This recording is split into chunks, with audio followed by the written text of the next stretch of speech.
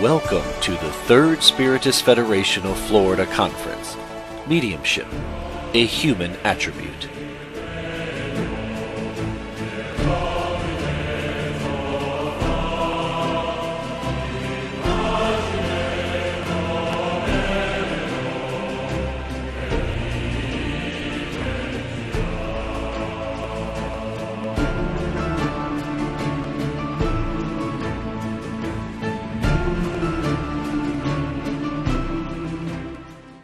And I'd like to introduce our next guest speaker, which is Dr. Alberto Almeida. His topic this afternoon is mediumship and different methods of healing. So please join me in introducing and bringing him up.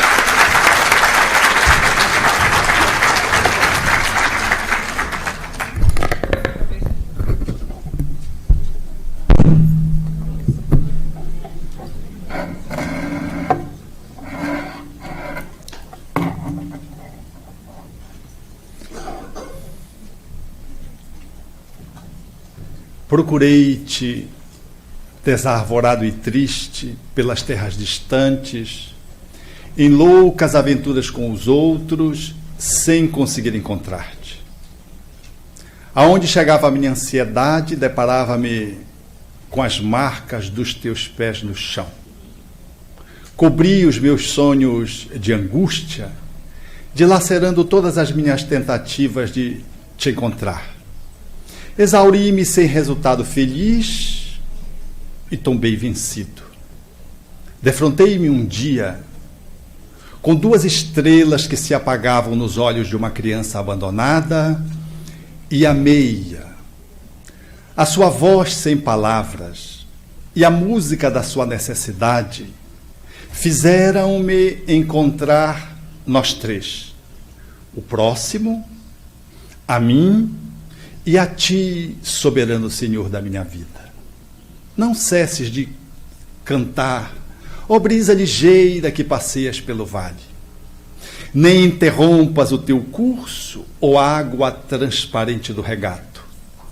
Toda a musicalidade que embala a natureza faz-se partitura para que o cantor destrave a sua voz e inunde o mundo de harmonias.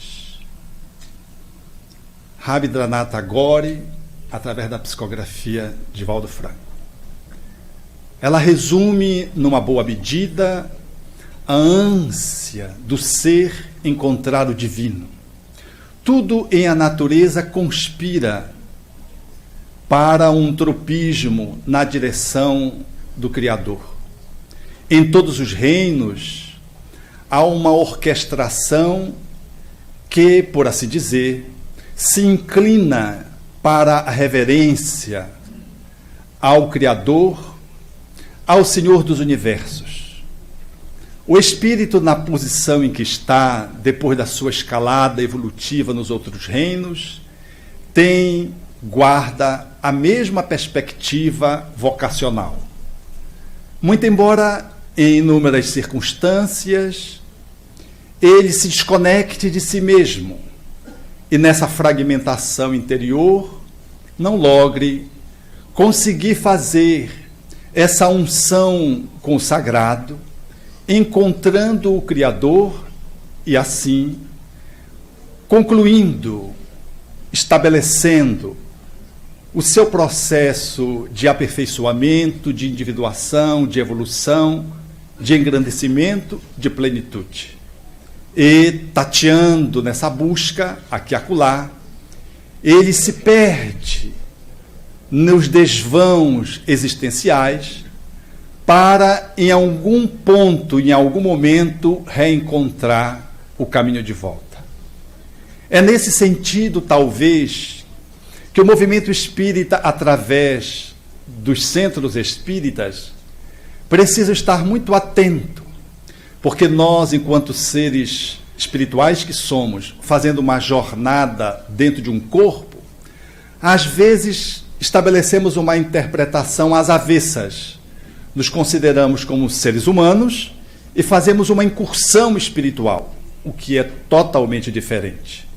O centro espírita, igualmente, às vezes ele se desconecta da sua vocação da sua finalidade última, que é de poder iluminar o ser, fazer com que o espírito se auto-encontre, encontrando o outro, e assim descobrindo o divino nessa relação de encontro, para fixar-se naquilo que é mais aparente, naquilo que mais é palpável, concreto, e faz uma escolha para as necessidades de âmbito material em detrimento daquelas que são perenes, as de natureza espiritual.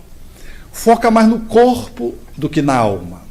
Sofre de um desvio de interpretação. Como nós mesmos falamos quando dizemos assim: o meu espírito, um dia, como se você fosse uma outra coisa e não fosse o espírito mesmo que estivesse falando. Como se você fosse o corpo e o espírito fosse uma instância metafísica em relação a você, sendo você o próprio corpo.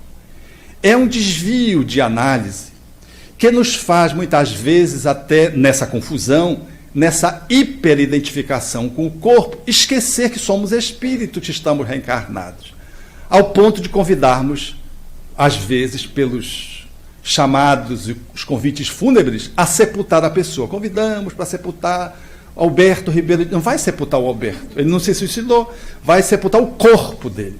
Mas essa vinculação, ela é tão estreita e nós nos perdemos nesse olhar que a gente passa a viver como se fôssemos um corpo e tivéssemos um espírito.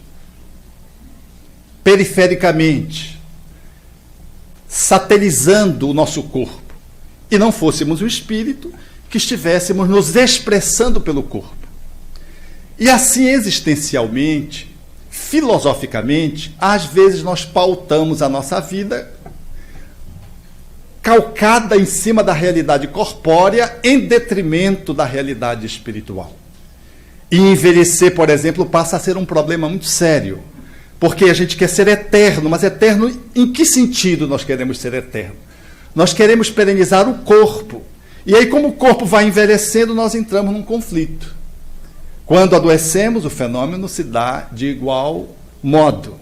Os centros espíritas também pode acontecer de não conseguirem avaliar bem a finalidade do espiritismo e acabam por focar demasiadamente na aparência em detrimento da essência. Portanto, naquilo que mais aparece e não naquilo que está por trás que vitaliza. E ao receber as pessoas, nós vamos estar, às vezes, inclinados a fazermos um atendimento de natureza mais corpórea do que de natureza transcendental e espiritual. E se não temos bem lucidez acerca do objetivo do espiritismo dentro de uma casa espírita, de estudar, viver e divulgar o pensamento espírita, nós corremos, evidentemente, esse risco e saímos da rota e começamos, enquanto um espaço coletivo, uma unidade coletiva, o centro espírita, a vivermos como vive o indivíduo que confunde o seu corpo com a sua alma. Logo, nesse caminho, nesse viés, nós vamos perceber centros espíritas empregando uma demasiada atenção ao corpo e, portanto, às atividades de natureza de cura, focando nesse âmbito como se o centro espírita devesse priorizar esse tipo de atividade. É natural que o corpo serve-nos de expressão. É a nossa ferramenta evolutiva através da qual nós vamos estabelecendo, reencarnados, o nosso desenvolvimento intelecto-moral. Não há nenhum desprestígio ao corpo, nenhuma desconsideração ao corpo como se fosse algo mundano. O corpo é o templo sagrado, mas o ser que habita o templo é mais importante que o templo. Mas o templo é importante para que o ser sagrado nele se movimente.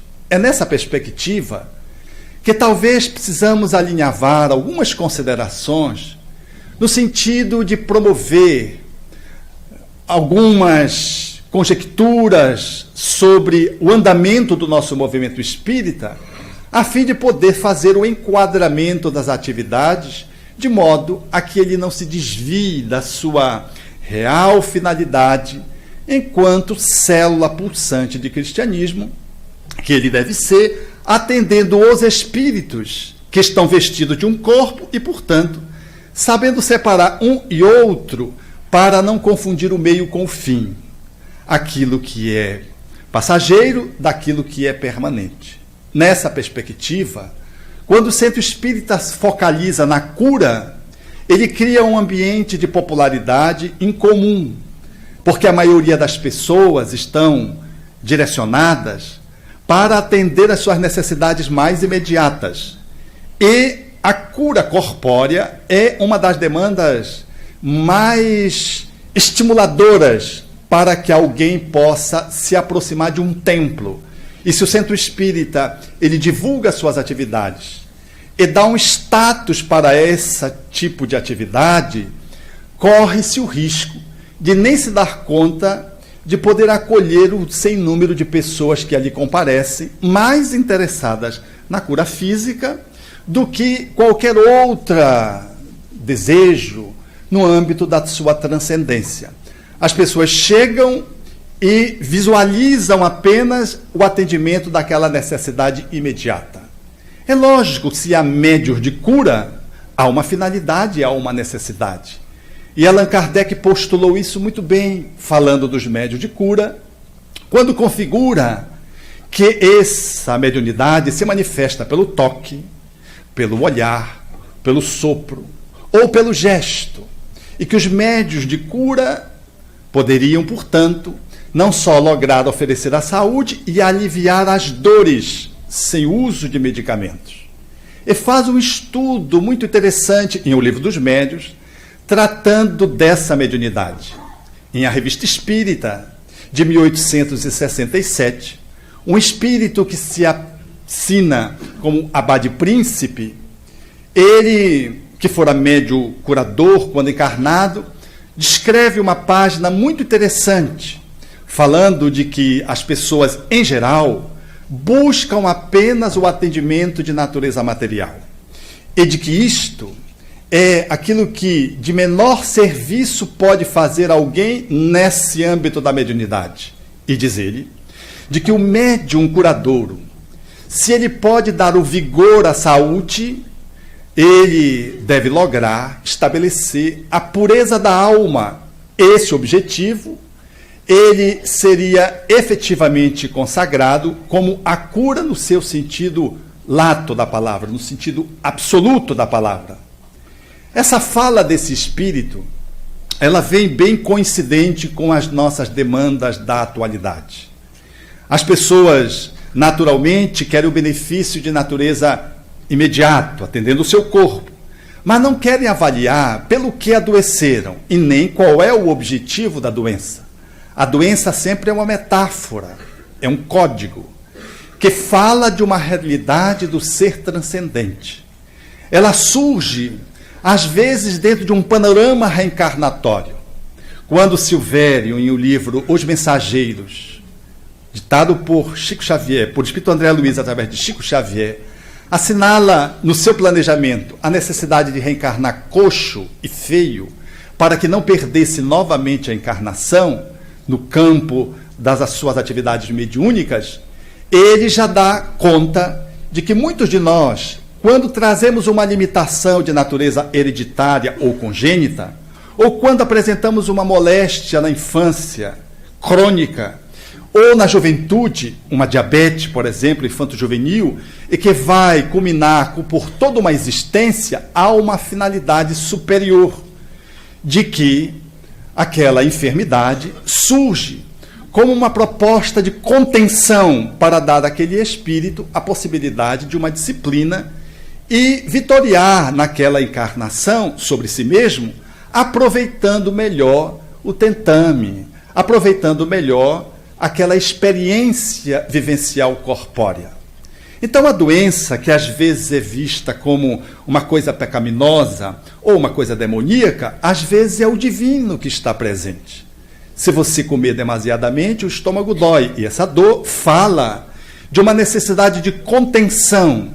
A dor do estômago nessa fisiologia imposta ao corpo, diz para o condutor do corpo, para o espírito, que ele deve segurar um pouco a quantidade do alimento. Essa dor, portanto, ela é uma dor como um sinal de alerta que surge. Não é uma patologia, é uma disfuncionalidade circunstancial em função de um excesso de conteúdo para um continente que não dá conta de abrigá-lo e sinaliza. Mas se você insiste, o estômago vai se hipertrofiando, vai aumentando, no mecanismo de autoadaptação, e vão surgindo outras dores, porque aquela dor não foi suficiente para acordar o condutor do corpo de que a quantidade de alimento deveria ser mediada em função daquele alerta básico vindo aqui do seu plexo solar. Começam a surgir outras dores, falando de que o ser, ele continua fora de rota, até que surge uma enfermidade, que vai consagrar, então, o resultado como consequência da forma como a pessoa se colocou no mundo, falando, portanto, para aquele indivíduo da forma como ele está se conduzindo e contendo mediante o próprio sofrimento para que ele não abuse, não extrapole. Assim é na maioria das nossas enfermidades, que surgem de dentro para fora. Ainda que se tente atribuir a um micro-organismo uma virulência, não é verdade. Que ele detenha todo esse poder, uma bactéria, um vírus, um fungo, às vezes fazendo parte de uma ecologia de uma pele, de uma mucosa bucal, de uma orofaringe, numa pessoa normalmente, noutra promove um desequilíbrio ecológico, se multiplica, gera um processo infeccioso. Toma-se o antibiótico e mata-se a bactéria, mas não se resolve a motivação que está por trás e que ensejou a multiplicação dos micro-organismos e a infecção subsequente. Portanto, está se atendendo apenas à aparência, não se está avançando para a essência. Atende-se o efeito, mas não se chega às causas. Logo, nesse âmbito, é natural poder pensar que, enquanto movimento espírita, nós precisaríamos estar muito atentos para aquilo que é a demanda do espírito, que às vezes se apresenta materialmente posta, através da saúde física comprometida, e o que o centro espírita deve fazer.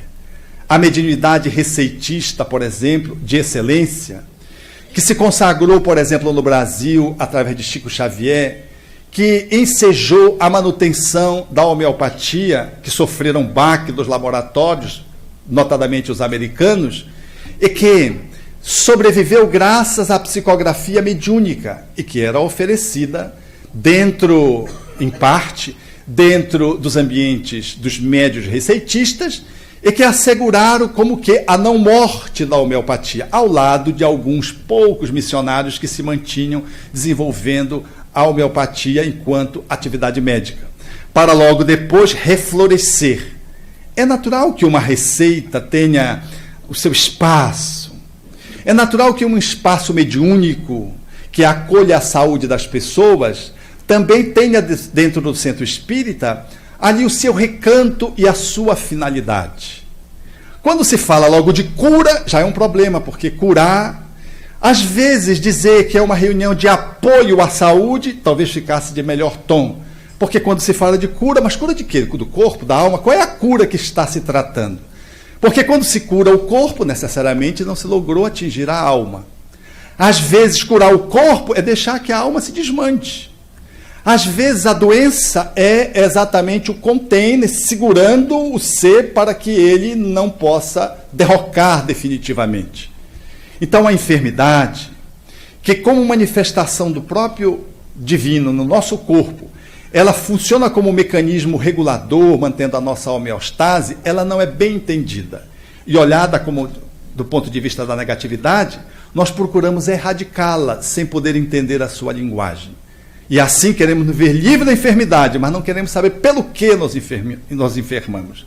O que é que nos impede, o que é que nos está limitando, a fim de que possamos fazer uma doença crônica, ou uma doença de repetição, ou uma doença insidiosa que vai tomando um rumo, às vezes, devastador. O que é que faz com que pessoas, em circunstâncias similares, se mantenham tão saudáveis e eu não? Essas perguntas, que o Espiritismo necessariamente se coloca como uma proposta reflexiva filosófica a responder, ela nos suscita irmos além da enfermidade. E ao invés de olhá-la como algo que seja do capeta, nós passamos a olhá-la como algo, manifestação do divino, e que precisamos interpretá-la. E deveríamos nos perguntar por que o nosso intestino está tão constipado. Por que esse intestino não funciona bem e retém o bolo fecal e não dá vazão à regularidade da fisiologia do aparelho gastrointestinal e impede que a pessoa fique bem, ela sempre fica afrontada. Uma pequena reflexão, às vezes, nos ajuda a entender que a pessoa que efetivamente guarda, às vezes, as fezes, tem uma relação psicológica, uma relação com esse espírito que não sabe se conduzir. Avarento, tudo segura, nada solta, ou então raivoso, daí a palavra enfesado, você cheio de fezes.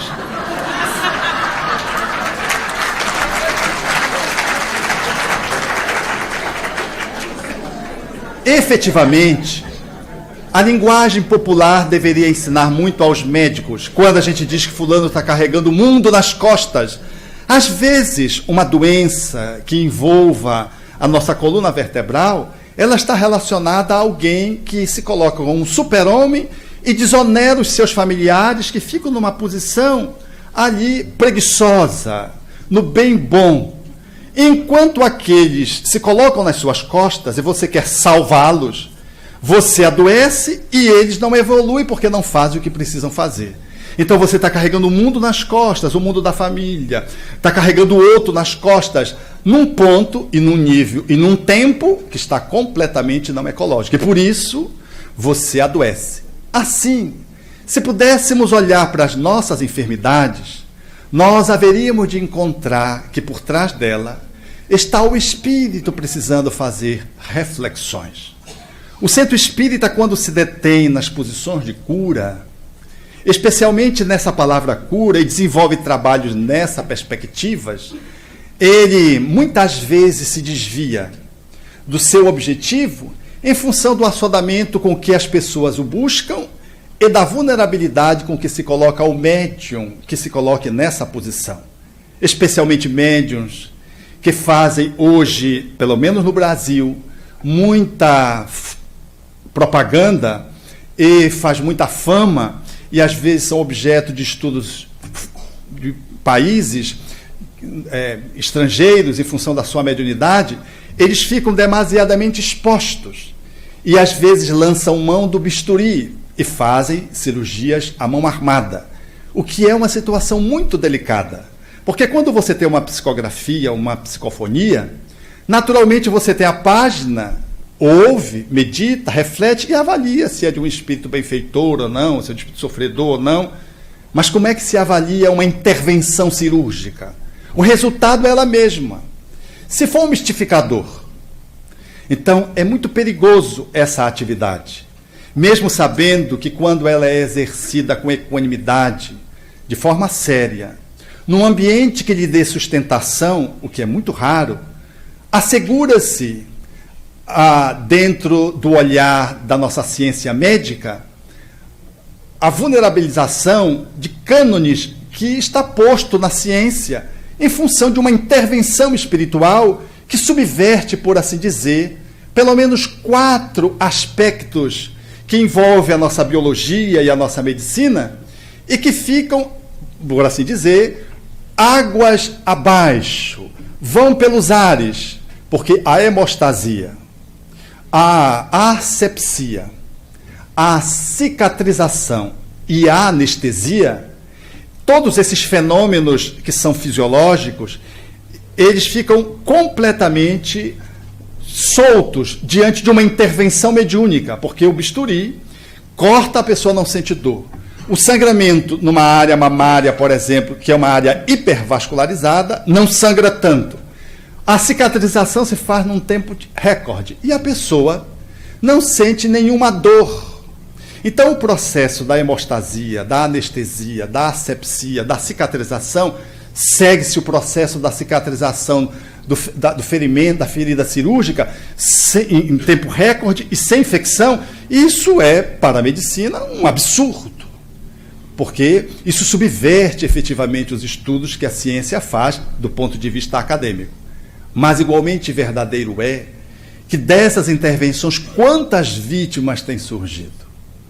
Em função de ações incautas, em função de grupos que se colocam na invigilância e de médiuns que assumem essa posição de aventureiros. Às vezes, a princípio, na seriedade, mas é muito difícil suportar o assédio.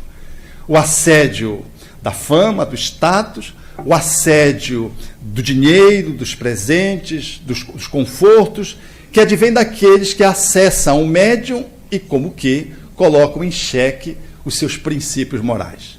A história do Brasil, pelo menos, tem demonstrado isso. Todos os médiuns que surgiram nessa perspectiva fracassaram. O livro Trilhas de Libertação, ditada por Manuel Filomeno de Miranda, traz isso com muita propriedade, demonstrando quando o médium vai perdendo as estribeiras, vai saindo do prumo, e o esforço feito para trazê-lo de volta, em vão. É uma área muito delicada, porque tem consequências de natureza policial e porque envolve, muitas vezes, consequências de morte. Na área médica, é um prato cheio para os inimigos do espiritismo, que se valem dos insucessos, que se valem das situações que não foram adequadas para equivalerem àquelas intervenções dos espíritos como sendo dos espíritas. E aí, por extensão, falam do mal do espiritismo.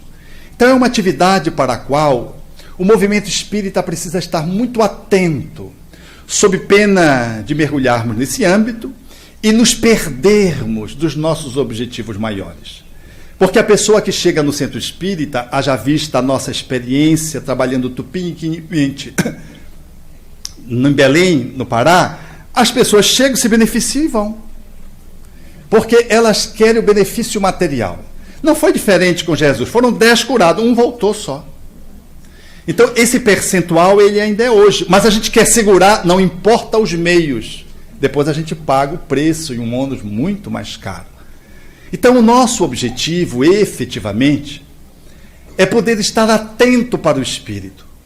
É verdade que um receituário, uma intervenção à distância, que são as intervenções espirituais em nível de perispírito, trabalhos aonde você não sabe nem quem é o médium, porque a reunião mediúnica está se dando, aqueles em desdobramento se desdobram e vão atender a pessoa nas suas casas, sem nenhum aparato exterior, sem nenhuma movimentação ritualística, nada que possa representar algo místico, porque há também aqueles que fazem intervenções e que não usam o bisturi, mas usam uma caneta e fazem que estão cortando, usam um éter e criam uma mística em torno da intervenção que se faz em torno das pessoas. E dizem, isso é para criar um processo de sugestão.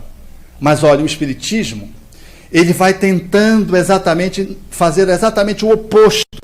Ele vai nos criando uma consciência de poder lidar com a nossa saúde, com a nossa vida, despida de rituais, despida dessa mística, despida de todo esse aparato que envolve processos simbológicos, que nos distanciam da realidade da qual o Espiritismo se nos aponta de uma forma absolutamente cristalina. Então, o Centro Espírita, que abriga esse tipo de prática, ele está fazendo uma prática exatamente na contramão daquilo que propõe o codificador quando trata o espiritismo no seu aspecto da religiosidade. Quando diz que a palavra religião estava comprometida de uma certa forma. E que, se entendêssemos o espiritismo como religião de culto externo, o espiritismo não era, porque não tinha rituais, não tinha sacerdotes, não tinha ninguém guindado a uma posição de poder, não tinha as práticas que envolvem toda a ritualística de uma religião. Mas se entendêssemos a palavra religião como o laço de fraternidade que nos une, como a comunhão dos pensamentos, como a caridade exercida nessa vinculação com o Criador, o Espiritismo seria religião E nós deveríamos nos ufanar disso, diz o codificador da Revista Espírita. Vejam que ele faz bem a diferença, no sentido de não transformar o centro espírita num espaço a mais de uma religião, numa sua nova edição. O Espiritismo traz, portanto, a sua religiosidade nessa perspectiva do lato sensu, destituído, portanto, de todos esses elementos. O que fica comprometido com essas intervenções no campo da cura ou da saúde, de médiuns que se apropriam dessa prática e descaracterizam ali a nossa prática espírita. Assim, o olhar do centro espírita tem que naturalmente atender a pessoa que vem com o corpo. E se ela vem com fome, Jesus multiplicou pães e peixes, curou a tantos. No entanto, a cura se estabelecia, o benefício material se estabelecia para o atendimento das necessidades reais do espírito. Senão ficava um atendimento do imediato e não do mediato. Ficaria um paternalismo, ou ficaria um atendimento na superfície. Então o centro espírita deve atender. Ainda ontem comentávamos aqui com os amigos, um companheiro chegou lá no Rio de Janeiro, trazendo uma galinha que estava doente para receber um passe. E o dirigente disse, pois não, pode entrar, meus irmãos, aqui, vamos dar um passe na galinha da senhora. E foi, aplicou um passe na galinha, com um passe na senhora. E quando acabou de atender, ele disse para a senhora, Bruninha, agora você volta para a semana, agora não precisa trazer a galinha. Venha só você, porque daqui a gente vai vibrar. E o companheiro que me contava dizia assim, engraçado, ele tem uma flexibilidade, eu não teria feito isso, eu já enquadraria e já... Mas ele deu passe na galinha e a senhora continuou frequentando e foi fazendo o processo de esclarecimento. Eu não estou dizendo que está certo ou está errado, estou dizendo a pessoa tinha a lucidez que a galinha não mereceria o passe, mas que era necessário até acolher esse propósito no sentido de atender a senhora, que efetivamente poderia se beneficiar. Quantos? Eu mesmo já vivi uma experiência dessa em Barra Mansa. Eu estava pela primeira vez em Barra Mansa, fui fazer uma palestra lá, e o companheiro, então, o companheiro Ciro, que eu estava conhecendo naquele dia, foi me mostrar, ele morava assim no topo de uma montanha, e foi me mostrar a cidade lá do topo da montanha. E quando foi lá, tinha um cachorro passando mal. E ele tinha tentado telefonar para o médico veterinário e não tinha conseguido. E aí eu, querendo ser agradável, querendo ser útil, querendo dizer que eu era gente de bem, caiu na cabeça de eu oferecer um passe para dar no cachorro. E eu disse, quem sabe um passe? E ele disse, Aí foi um ambiente interessante, era um amanhecer, ele fez a prece, eu mandei um passe no cachorro, todo espingolado lá. E aí nós saímos andando um pouquinho, fomos, como era a montanha, num pedacinho só de terra, aí foi, mostrou. Quando nós voltamos, o cachorro tinha morrido. Eu fiquei tão sem graça. Parece o eco. Ele dizia assim, morreu. Eu dizia, morreu. Aí ele dizia assim, foi bom. Eu dizia, foi bom. Eu fiquei numa saia justa, aliás, eu fiquei sem saia. Essa ânsia, às vezes, de acertar, nos coloca nessas posições. Esse cidadão da galinha se deu bem, porque a senhora voltou e foi acolhida. Mas vejam que é a atenção. O ser humano que traz a sua necessidade precisa ser atendida. Mas nós não podemos ficar apenas nessa necessidade periférica, sob pena de comprometermos o que há de melhor para oferecermos para aquela pessoa.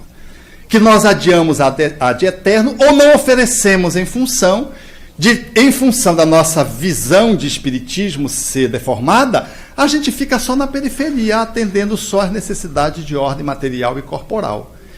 Descuidados das motivações causais e do espírito eterno, que ali se coloca, reencarnado com as suas demandas sociais, e nós simplesmente passamos ao largo e não conseguimos fazer o atendimento integral que a proposta espírita se nos oferece. Desse modo, à medida que vamos ampliando esse olhar do pensamento espírita, as nossas lentes vão se focando para o ser que se apresenta e nós olhamos para a sua experiência corpórea e logramos observar o que está por trás. Sempre.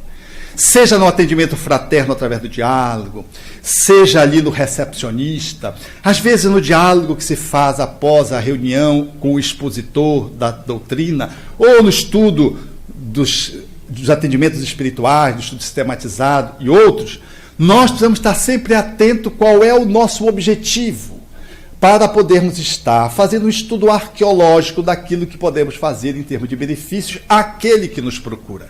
Porque há pessoas que buscam só as coisas materiais, e nós não vamos poder atendê-las. Elas chegam lá e dizem, eu quero ganhar na loteria. E aí?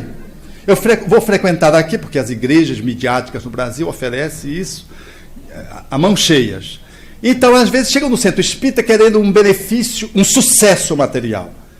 E, indagado acerca disso, você como entrevistador, qual é a sua posição? Às vezes aquele está atido apenas à dimensão só material. E quando você sinaliza algo que vai além, não é a escolha dele, e ele se vai. Infelizmente, isso é a escolha dele do momento. Mas você ofereceu o que poderia ter sido de melhor para ele, e ficará essa semente que talvez seja devorada pelo pássaro no terreno da sementação. Todavia, você foi autêntico na relação, acolheu a pessoa e ela jamais esquece. Se um dia ela fizer uma nova reflexão e mudar de rumo, ela retorna ao centro espírita, porque ela terá tido a marca de um cartão de apresentação de alguém que lhe acolheu afetuosamente, carinhosamente, que lhe enseja um processo de cura. Porque quando nós falamos de cura, parece que nós vamos curar só o corpo. Mas o espírito, quando sinaliza Allan Kardec na Revista Espírita, ele fala dessa dimensão da alma, falando-nos, portanto, de que os processos de cura, eles são muito mais abrangentes do que uma intervenção setorial, pontual, de um médium que aplique um passe através, por exemplo, da fluidoterapia, ou que faça uma intervenção à distância em nível perispiritual. Nós vamos observar que isso é muito pequeno ou muito pouco, porque complementar aquilo que a proposta espírita nos oferece. Que o processo da cura, ele é muito mais abrangente. E de que quando nós estamos num conclave como esse, quantas pessoas estão se beneficiando em nível de saúde física, e nem se dão conta que estão se beneficiando. As entidades espirituais se aproveitam para atender às demandas de cada um. Mas, além do benefício material que a pessoa está obtendo numa palestra, num estudo, ou num passe na casa espírita, que é um atendimento complementar, a mensagem é o processo libertador, para que ela não fique na dependência de um novo passe, transformando-a num papapasse, num pedinte, que já vai na casa espírita sempre com a mão assim, sempre pedindo. Ele dorme na palestra, mas põe a mão para cima na hora que vai tomar o passe, está bem atento. Numa postura psicológica, expressa gestualmente, de alguém ainda que não despertou. E 3 meses de frequência a uma casa espírita, segundo Joaquim Travassos, através de Chico Xavier, no livro Ceareiro de Volta, o indivíduo já deveria estar sendo incluso em alguma atividade singela da casa espírita. Porque não somos uma reunião de cabeça-pescoço de culto, nós somos uma reunião, um espaço de trabalho dentro da casa espírita. Uma escola onde vamos aprender a viver, vamos fazer ensaios. Então a pessoa se integrou, ela deveria já logo, tanto quanto possível, estar se integrando nas atividades. É lógico, na atividade que fosse compatível com a sua postura, com a sua possibilidade. Às vezes ainda de forma bem periférica, mas ela se sente parte do centro espírita e não um pedinte que vai lá e você vai resolver a encrenca dele, porque historicamente sempre foi assim. Alguém intermediava o divino e nos libertava das nossas demandas e fazia por nós aquilo que nós deveríamos fazer por nós mesmos. O Espiritismo não, de modo algum, se acumplicia com esse tipo de prática. Então, esse olhar faz-nos, portanto, incluir a pessoa no centro espírita, e nós vamos começando a falar de um outro tipo de cura, sem desprestigiar o corpo físico, as necessidades materiais, mas nós vamos falar da cura de perspectivas que estão mais subjetivas. Nós começamos a avançar em nível da transcendência, como fez Chico Xavier certa feita, com um amigo psicólogo que fora violentado sexualmente, fora buscar ajuda no espaço religioso e depois de colocar a sua problemática, foi novamente seduzido pela pessoa e foi violentado novamente. E ficou dramaticamente ferido do ponto de vista da sua alma. E procurou Chico, e o Chico o acolheu com muita ternura, o que lhe era muito peculiar. E ensejou dizendo que ele estava indo bem, que ele deveria continuar. E ele ficou meio assim, atrapalhado, sem entender a extensão daquele indo bem. Mais tarde, ele descobriu que estava com AIDS, já adulto. E voltou ao Chico. E quando disse, Chico, você não sabe, eu estou com AIDS. E o Chico disse, meu filho, mas eu também tenho angina, eu tenho o olho assim. O Chico tinha muita coisa, né? E começou a dizer, mas Chico, é incurável. E esse jovem me disse, o Chico disse assim, meu filho, quantas doenças são incuráveis. Tem gente que vive a vida inteira com ciúme e não se cura, outros com raiva e não se cura. Olha, ele foi buscar, olha o feeling, o foco em que ele foi buscar para tratar do indivíduo. E quantas pessoas vivem uma vida inteira experimentando uma vaidade e não se curam. E ele disse, mas eu vou morrer. Ele disse, eu também vou morrer, meu filho. Porque a AIDS mata. Ele disse, eu sei, meu filho, eu também vou morrer. Mas quando Deus quiser lhe levar, você diz, não vou. E se Deus disser, venha, eu disse, não vou. E aí ele complementou, porque um pai jamais nega a oportunidade de um filho aprender. Ele disse, esse jovem, eu queria me suicidar. E o Chico exorcizou o suicídio. Ele já foi e eu estou aqui. Trabalhador espírita, trabalhando na seara espírita. Uma intervenção de cura.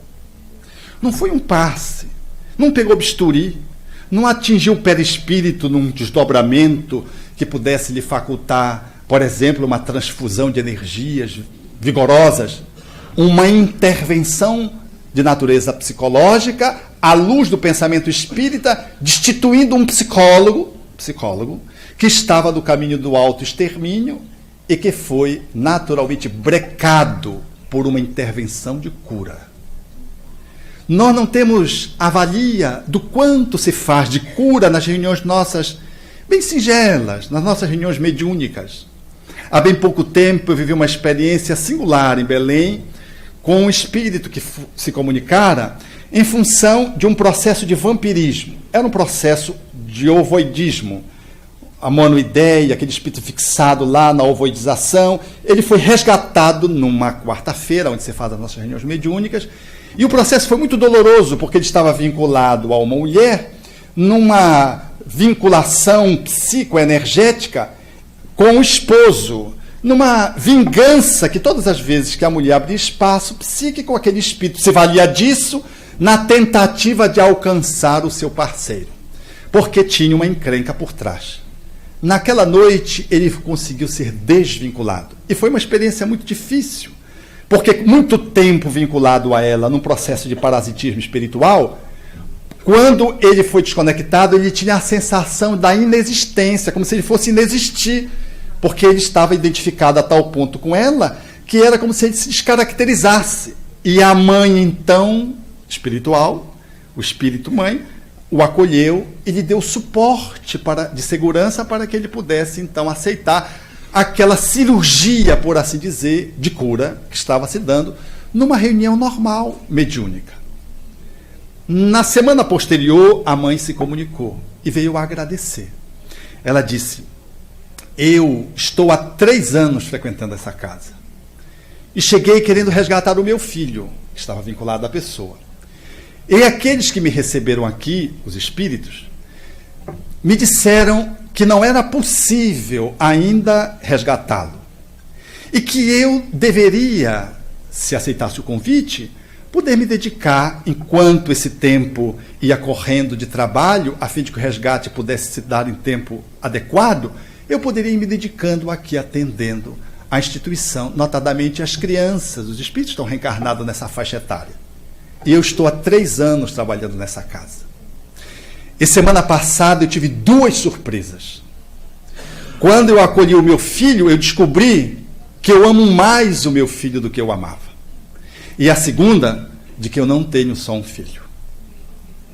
O exercício da amorosidade com os outros, numa linguagem psicológica, em terreno neutro, quando a gente exercita a amorosidade num outro espaço que não é o espaço da nossa parentela, nós vamos elastecendo a nossa capacidade de amar, e quando a gente volta para os nossos amores afetivos, os nossos laços já construídos, esse amor está maior, ou seja, ela descobriu que ela amava mais o filho dela do que ela amava há 3 anos anteriormente, postos. E descobriu que já era impossível amar só um filho. Desenvolveu o sentimento da maternidade de uma forma mais abrangente. Porque o amor, quanto mais se multiplica, mais tem necessidade de fecundar, de se multiplicar, de se elastecer. Uma intervenção de cura que se estabelece na singeleza de um trabalho que não tem o nome de cura. Essa reunião se deu numa reunião de socorro espiritual, aquelas que envolvem os médiuns que passam pela reunião do desenvolvimento da mediunidade, da educação da mediunidade, depois vão para reuniões mais especializadas. Não era uma reunião de cura, mas era uma cura que se deu em alguém que foi atendido num processo de vampirismo, do espírito que foi socorrido e da entidade mãe que ampliou as suas limitações amorosas para amar numa estrutura de maior densidade. Nós precisamos estar muito atentos, porque efetivamente, no âmbito do nosso ser, nós vamos encontrar coisas fantásticas do ponto de vista da mediunidade. Mas temos que estar muito atento, porque o médium se manifeste ou se incline para um processo da saúde, nós temos que dar o enquadramento adequado a fim de que ele possa servir num ambiente de segurança, não expô-lo, porque senão ele fica muitas vezes colocado à multidão e não suporta o assédio. Digo isso porque qualquer um pode apresentar percepções espirituais. Às vezes, pessoas que nem são bem alinhadas psicologicamente, como vi ainda há pouco tempo, o nosso companheiro numa cidade do norte, que acompanha uma pessoa que tem um transtorno psiquiátrico borderline, um limítrofe entre o equilíbrio e o desequilíbrio, e a pessoa fez uma viagem de avião de Boa Vista para Manaus, para visitar uma filha. E quando chegou em Manaus, o filho que mora no Rio de Janeiro disse: mãe, venha para o Rio, aproveite e venha para o Rio, como se o Rio de Janeiro fosse perto de Manaus. Mas é porque a mãe é meio tantã. E a mãe aceitou. E quando chegou na véspera da viagem, a mãe acordou e disse: eu não vou viajar porque esse avião vai cair. Telefonou para o filho, como ele é tantã, ela é tantã, o filho imediatamente começou a insistir com a mãe que fosse, tentou dissuadi-la da ideia de não viajar. Ela disse: meu filho, vai cair esse avião, não vai. Uma pessoa borderline, tudo é possível, né? Conclusão: à noite que o voo ela ia voar no voo estabelecido, que ela cancelou, o avião da Gol caiu. O avião da Gol caiu. E quando o avião da Gol caiu, foi verdade. Então ela que era destemperada, ficou mais destemperada ainda. Voltou para Boa Vista e, destemperada, foi procurar esse colega que a acolhe, que a atende na condição de neuropsiquiatra. E aí ela foi contando. E esse colega, veja que coisa curiosa, estava com problema com a esposa, que estava com uma metrorragia, um sangramento uterino. E ele estava muito inquieto. E ela olhou para ele e disse assim: a sua esposa está com problema, né? Ele disse: é. Aí ele me disse: Alberto, ela estava acertando tudo. Eu olhei para ela e disse assim: é grave? Aí ela olhou para mim e disse: não, é coisa de mulher. Ele não tinha dito que era metrorragia. É coisa de mulher, vai passar. Eu perguntei para o meu colega: você pagou a consulta? Porque tinha que pagar a consulta para ela. Veja, uma pessoa borderline, mas médium. O que não significa dizer que ela agora tenha que ser guindada a uma posição de exposição para fazer adivinhações, para fazer profecias. Porque logo, quando surge uma mediunidade nessa perspectiva, chama muito a atenção, porque o fenômeno, ele é muito mobilizante. Mas, como diz Emmanuel no livro O Consolador, o fenômeno convence, mas não converte. Chama a atenção, brilha, mas não transforma. Então, no centro espírita, a nossa preocupação não é, portanto, com o imediatismo de tal modo que possamos resolver a encrenca das pessoas e curar os cânceres, porque às vezes a cura é a desencarnação. Às vezes o que há de melhor para a pessoa é continuar no leito e caminhar, sem que desapressemos através da eutanásia, mas sem que nos indispusemos, sem que a gente rompa com Deus, criamos uma indisposição definitiva porque a pessoa não foi curada em função dos passos das orações, o que é naturalmente um absurdo. Esse olhar de poder perceber o planejamento de cada um e funcionarmos como aqueles medianeiros que vamos oferecer o que temos que oferecer, mas a colheita é do divino e o melhor há de acontecer a partir dessa compreensão espírita que detemos, porque não conseguimos compreender a história de cada um para saber o que é de melhor para ela. Às vezes a gente acha que o que há de melhor é curá-la, como diz o Espírito no Evangelho segundo o Espiritismo acerca daquela pessoa que não via e pedia a cura.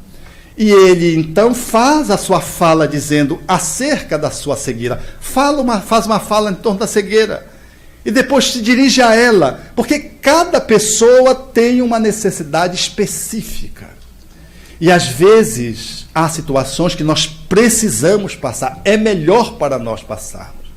Nós vamos não só resgatar, mas nós vamos aprender com aquela experiência. Em outras circunstâncias, pode ser comutada a nossa dívida e a gente pode resolver e aprender de um outro jeito. Mas como é que você vai saber se é assim ou se é assim? Então você deixa, faz o que tem que fazer e o que vai acontecer é o melhor. Quantas vezes vi isso? Outro dia um companheiro lá no nosso grupo espírita lá, ele assim, aquele companheiro que vai na equipe atender a passe a domicílio das pessoas que não podem se locomover em casa, e ele faz parte da equipe da União Espírita Paraense. E ele é daquele que não dá só o passe, ele quer tomar um cafezinho, quer tomar um copo d'água, e às vezes tem que ter uma vigilância, senão ele fica para jantar. E nesse dia ele acabou de aplicar o passe e saiu se despedindo, a equipe não entendeu.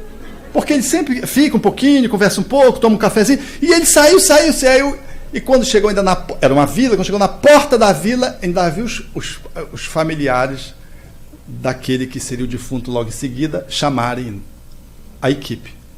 Ele dobrou a esquina e disse, ele vai morrer, porque ele, na aplicação do passe, os espíritos disseram que eles aproveitariam aquela circunstância para fazer o desligamento. Então ele queria sair, evacua, porque senão vai ter encrenca. Vejam que coisa. Quando chegou em casa tinha o telefonema, o cidadão tinha desencarnado. Então nós não sabemos o que é o de melhor. Por isso o Espiritismo, evocando Jesus, propõe o atendimento das nossas necessidades, que se apresentam no nosso campo físico, material, mas sempre apontando para uma dimensão que está mais além, a dimensão do Espírito. Repetindo Jesus, que ao curar, dizia às pessoas, vai e não tornes a errar. Não tornes a errar para que não te aconteça coisa pior. Ou o paralítico, olha, leva o teu catre, leva a tua cama, porque de repente ele poderia ficar paralítico de novo, a gente tem que carregar a nossa caminha. Simbolicamente, é muito justo que Jesus diz ao paralítico, vai, mas leva a tua cama, porque quantos de nós melhoramos, recebemos o benefício, depois adoecemos de novo, porque não conseguimos colocar em dia, na pauta da nossa vivência, aquilo que deverá nos libertar das motivações do nosso processo de enfermidade. Por isso, a cura, ela está mais além do que o corpo. Por isso que um ato de cura, muitas vezes, é o acolhimento que aquele que é o recepcionista, fora de reunião mediúnica, está fazendo, acolhendo aquela pessoa. Por isso é um ato de cura a fala bem posta. Por isso o ato de cura a prece à distância. Por isso que um ato de cura é o processo da reflexão espírita libertador que se faz num grupo de estudo sistematizado da doutrina espírita. Por isso que a cura, ela se estabelece nesses níveis sutis, sem alarde, sem chamar a atenção de ninguém, sem enaltecer personalisticamente alguém, sem expor ninguém e sem se fazer uma propaganda enganosa aonde se diz que vai fazer alguma coisa e não se pode assegurar os resultados. Desse modo, o Espiritismo, reeditando o cristianismo primitivo, propõe a necessidade de podermos encontrar a cura encontrando o outro. Porque a cura, tanto quanto a doença, que se manifesta cedo, porque se vamos envelhecendo, um dia vamos desencarnar. Vamos ter que desencarnar de quê? Vai ter que surgir alguma coisa. Porque nem toda enfermidade significa karma. Mas olhando nesse aspecto da enfermidade que surge cedo, trazendo essas sinalizações, nós vamos entender que são espíritos que estamos precisando encontrar o divino. Encontrar a harmonia com as suas leis. E fazer isso para podermos restituir a saúde da alma, com reflexos no nosso campo perispiritual, desaguando no nosso corpo físico, minorando uma enfermidade insidiosa, transformando uma enfermidade que seria maligna em benigna, e às vezes, surpreendentemente, fazendo com que, a despeito do prognóstico médico sombrio, a pessoa tenha uma sobrevida inexplicável, em razão de um realinhamento interno. A proposta espírita, portanto, é de reencontrarmos o divino. E esse reencontro que divino, ele é mediado através da amorosidade que estabelecemos na relação com o outro. Quando buscamos a nossa cura em realidade, estamos procurando o Criador alinhando-se com as suas leis. E só podemos fazê-lo de forma plena quando reencontramos alguém com quem nós possamos fazer um nexo de fraternidade tão profundo que resgate a presença do sagrado, dando-nos o ensejo de experimentar a compaixão, a amorosidade. Por isso, Tagore propôs, com muita felicidade e doutrinariamente com muita razão, a procura daqueles que buscamos o Criador. E algum dia, quando encontramos o outro no exercício da fraternidade, da amorosidade, nós resgatamos esse encontro tríplice. E aí está a saúde, mesmo que o corpo ainda esteja doente. Procurei-te desarvorado e triste, pelas terras distantes, em loucas aventuras com os outros, sem conseguir encontrar-te. Aonde chegava a minha ansiedade, deparava-me com as marcas dos teus pés no chão. Cobri os meus sonhos de angústias, dilacerando todas as minhas tentativas de esperança em vãos movimentos para te encontrar. Exauri-me sem resultado feliz e detive-me vencido. Defrontei-me um dia com 2 estrelas que se apagavam nos olhos de uma criança abandonada e amei-a. A sua voz sem palavra e a música da sua necessidade fizeram-me encontrar nós 3. O próximo, a mim e a ti, soberano Senhor da minha vida. Não cesses de cantar, ó brisa ligeira que passeias pelo vale. Nem interrompas o teu curso, ó água transparente do regato. Toda a musicalidade que embala a natureza faz-se partitura para que o cantor destrave a voz da sua garganta e inunde o mundo de harmonias. Obrigado.